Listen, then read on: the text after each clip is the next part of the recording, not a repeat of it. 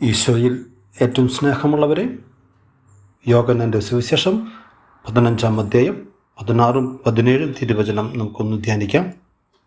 നിങ്ങൾ എന്നെ തിരഞ്ഞെടുക്കുകയല്ല, ഞാൻ നിങ്ങളെ തിരഞ്ഞെടുക്കുകയാണ് ചെയ്തത്.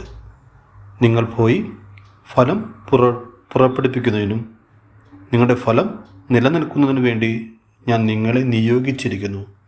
തന്മൂലം നിങ്ങൾ എൻ്റെ നാമത്തിൽ പിതാവിനോട് ചോദിക്കുന്നതെന്തും അവിടുന്ന് നിങ്ങൾക്ക് നൽകും. ഞാൻ നിങ്ങളോട് കൽപ്പിക്കുന്നു, പരസ്പരം സ്നേഹിക്കുവിൻ.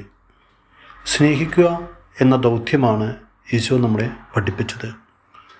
ജീവൻ തന്നുകൊണ്ട് തന്നെ നമ്മളെ സ്നേഹിച്ച ഈശോയെപ്പോലെ നമുക്ക് പരസ്പരം സ്നേഹിക്കാം. അപ്പോൾ നമ്മൾ ഫലമുള്ളവരാവും, നമ്മുടെ കുടുംബത്തിൽ ആനന്ദമുണ്ടാവും, സമാധാനമുണ്ടാവും, നല്ല ഐശ്വര്യവും ഉണ്ടാവും. ഈശോ നമ്മ ഓരോരുത്തരെയും അനുഗ്രഹിക്കട്ടെ. ആമേൻ.